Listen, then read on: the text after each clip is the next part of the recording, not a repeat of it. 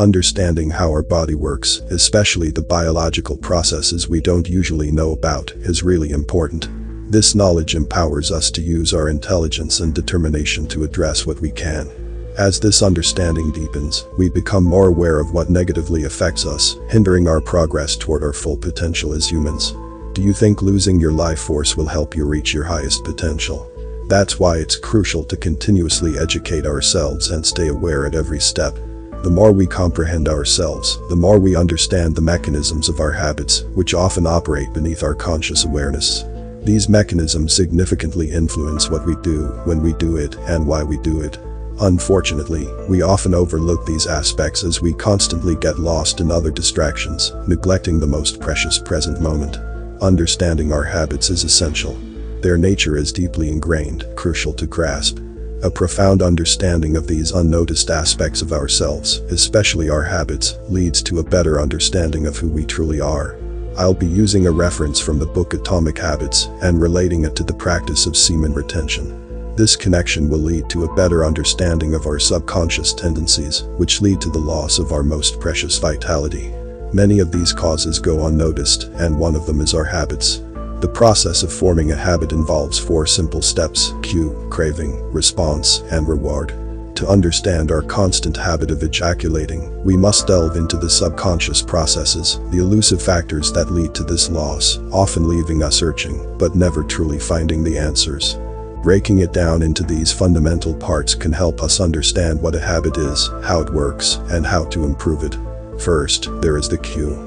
The cue is a trigger, a piece of information that predicts a reward. In ancient times, our ancestors noticed cues for fundamental needs like food, water, and sex. Nowadays, we're wired to pick up cues for modern desires like wealth, fame, power, love, or recognition. These pursuits, though different, still tap into our primal drive for survival and reproduction, influencing much of our behavior. Your mind is continuously analyzing your internal and external environment for hints of where rewards are located. When we constantly expose ourselves to explicit or sexually suggestive images on screens, these visual cues can trigger a desire for pleasure. Because the cue is the first indication that we're close to a reward, it naturally leads to a craving. Cravings are the second step, and they are the motivational force behind every habit. Without some level of motivation or desire, without craving a change, we have no reason to act. What you crave is not the habit itself, but the change in state it delivers. You do not crave smoking a cigarette, you crave the feeling of relief it provides. You are not motivated by brushing your teeth, but rather by the feeling of a clean mouth. You do not want to turn on the television, you want to be entertained. Every craving is linked to a desire to change your internal state. This is an important point to understand. Cravings differ from person to person. In theory, any piece of information could trigger a craving, but in practice, people are not motivated by the same cues. For a gambler, the sound of slot machines can be a potent trigger that sparks an intense wave of desire. For someone who rarely gambles, the jingles and chimes of the casino are just background noise. Cues are meaningless until they are interpreted. The thoughts, feelings, and emotions of the observer are what transform a cue into a craving. The third step is the response. The response is the actual habit you perform, which can take the form of a thought or an action. Whether a response occurs depends on how motivated you are and how much friction is associated with the behavior. If a particular action requires more physical or mental effort than you are willing to expend, then you won't do it. Your response also depends on your ability. It sounds simple, but a habit can occur only if you are capable of doing it. If you want to dunk a basketball but can't jump high enough to reach the hoop, well, you're out of luck. Finally, the response delivers a reward. In today's world, we're bombarded with cues that trigger sexual desires wherever we go. Our evolution has wired us to react strongly, even to a glimpse of suggestive images that can provoke strong sexual desire. Whether at work or at home, we often find ourselves driven toward seeking pleasure. Although sex is a fundamental aspect of life, we often overlook it as a basic need, unlike food or water. This is how modern world has shaped our foundation. Fulfilling any need requires consistent mental and physical effort, and sex is no exception. However, the pursuit of sexual pleasure often comes at a higher cost than the pleasure it offers in the moment. Living in this fast-paced world, the constant sexual stimuli can leave us continuously drained of energy, constructing the way for conditions like depression, anxiety, and a lack of courage. How would your life look if you have no life force? It's like, how can you run if you have no legs? People lack the basic foundation of life and keep wondering about everything that comes their way. The very foundations of things are complex to understand, but they are the most important ones. The easiest explanation would be this: you can look at yourself as a form of energy, which has transformed you so much and made you aware enough that you're watching this video and still able to understand the points I'm addressing. The very foundation behind all this is an energy, which is allowing you to perform such activities mentally and physically. It's a combination of numerous things of which you are not aware, but it's the most absolute thing, and without it, you are nothing. Now, this foundation is keeping everything aligned for you, like it's keeping your energy up, keeping you focused, not allowing you to know what's happening inside your body, so you can keep up with your thing, and so many things of which you are not aware, but these are the most important points. You will only get serious about them unless and until they start bothering your life, for example, your health. When it goes haywire, you start to delve into your foundation and understand the cause and fix it. This principle extends to all aspects of life. Maintaining the foundation of good mental and physical health is vital. To sustain high levels of energy and health, we need vital energy, the life force within, which only semen can provide to a man. The reabsorption of semen into blood is the highest form of nourishment for a man. Semen is a substance not to be wasted lightly. It's a diamond that your body possesses. You will lose your value if you lose your semen. Semen is the greatest thing a man can possess because it's the only thing that makes a man a real man. If you read the texts of Napoleon Hill, you will understand how the transmutation of sexual energies plays a crucial role behind the successes of the greatest men. You can also learn more about it from different philosophers. Connecting the essence of understanding the importance of semen and the significance of rewards and habits, we can say, just as valuing semen is crucial for our vitality, appreciating rewards is vital for our habits. Rewards are the end goal of every habit. The cue is about noticing the reward. The craving is about wanting the reward. The response is about obtaining the reward. We chase rewards because they serve two purposes. First, they satisfy us, and secondly, they teach us. The first purpose of rewards is to satisfy your craving. Yes, rewards provide benefits on their own. Food and water deliver the energy you need to survive. Getting a promotion brings more money and respect. Getting in shape improves your health. But the more immediate benefit is that rewards satisfy your craving to eat or to gain status or to win approval. At least for a moment, rewards deliver contentment and relief from craving. Second, rewards teach us which actions are worth remembering in the future. Your brain is a reward detector. Your sensory nervous system is continuously monitoring which actions satisfy your desires and deliver pleasure. Feelings of pleasure and disappointment are part of the feedback mechanism that helps your brain distinguish useful actions from useless ones. Rewards close the feedback loop and complete the habit cycle. If a behavior is insufficient in any of the 4 stages, it will not become a habit. Eliminate the cue and your habit will never start.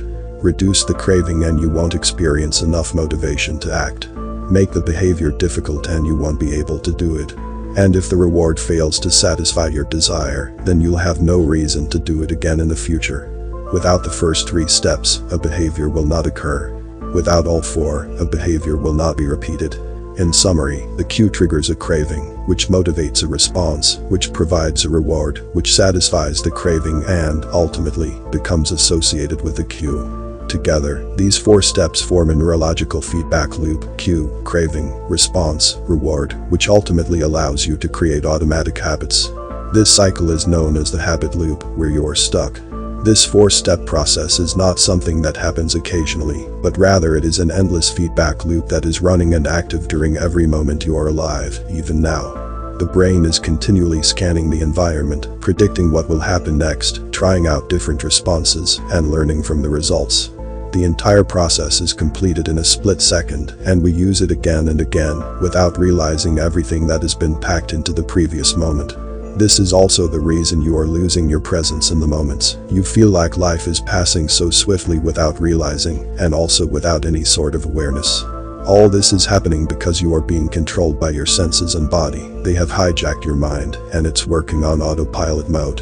Your body is using you, you're not using your body. We can split these 4 steps into 2 phases: the problem phase and the solution phase. The problem phase includes the cue and the craving, and it is when you realize that something needs to change.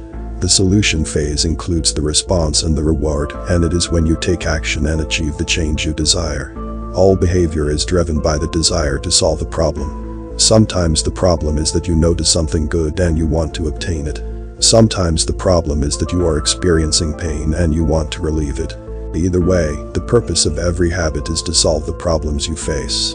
The main problem occurring in modern times is our constant search for an escape, even from our everyday problems. Whenever people feel emotionally down or face challenges, they automatically lean towards pleasures, programmed to escape rather than confront. This is reason why we are constantly surfing through our phone, looking for cues to satisfy animalistic desires.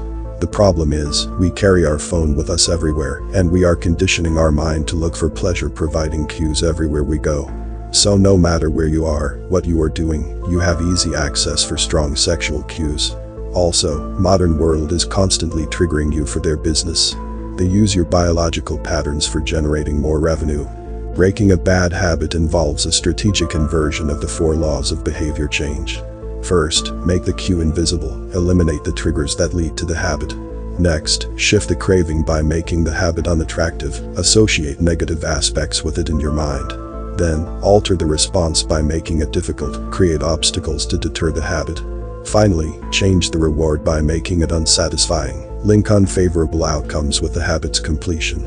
This approach can be especially relevant when aiming to break the habit of ejaculation through the constant exposure to sexual stimuli on your phone. By making these cues invisible, the cravings unattractive, the responses difficult, and the rewards unsatisfying. You can dissect each and everything in this way and make it appear ugly to you. This way you are shifting your perspective of looking at cues from glamorous looking to ugly looking. This way slowly the cues won't trigger you much, and they will fade away. Our human body is conditioned to always try to solve a problem. We have a monkey mind that doesn't stay in one place for long, always seeking to fulfill our desires, to serve an unclear purpose, and to survive better in this world. It never wants to suffer or grow, it just wants to survive and operate in its nature, the way it's conditioned to be. When we constantly seek pleasure to escape problems, we get caught in a cycle, an endless loop of problems at every step.